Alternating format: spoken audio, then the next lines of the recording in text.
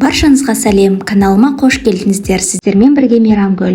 Бүгін сізге үй жағдайында жасалатын осындай дәмді лимонад рецептісімен бөлісемін. Ол үшін бізге 1 литр жылы су қажет болады. Оны осындай үлкен ыдысымызға құйып аламыз. Және де 1 дана апельсин мен 1 дана лимон қажет болады. Лимонымыздың екі жағын осылай алып тастаймыз. Және де терканың көмегімен, орысша айтқанда цедрасын терка арқылы өткізіп аламыз.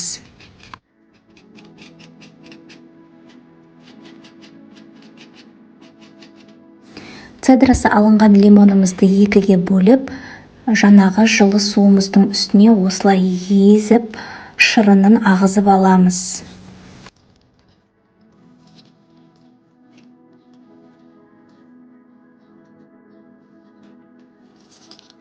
Бір дана апельсинімізді екіге бөліп, тура лимонмен жасағандай қайталап шығамыз. Цедрасын осылай терка арқылы өткізіп аламыз, және де шырынын жаңағы суымызға сығып аламыз. Қасықтың көмегімен апельсиніміздің осылай мякотін алуға кеңес беремін, өйткені лимонадымызға өте жақсы дәм береді. Дайын болған лимонадымыздың үстіне жарты кесе шекер салып, жақсылап араластырамыз. Лимонадымызды ситаның көмегімен осылай графинге немесе басқа да ыдыстарға құйсаңыздар болады.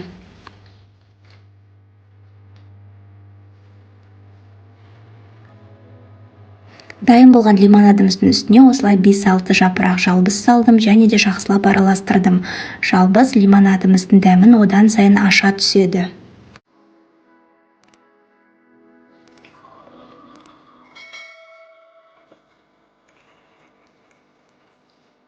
Лимонадымыз дайын, осылайша стакандарға құйып, бетіне мұз салсаңыздар болады. Өте дәмді болып шығады, шөліңізді басады. Осындай ыстық жаз мезгілінде таптырмайтын сусындардың бірі. Жасап көруге кеңес беремін.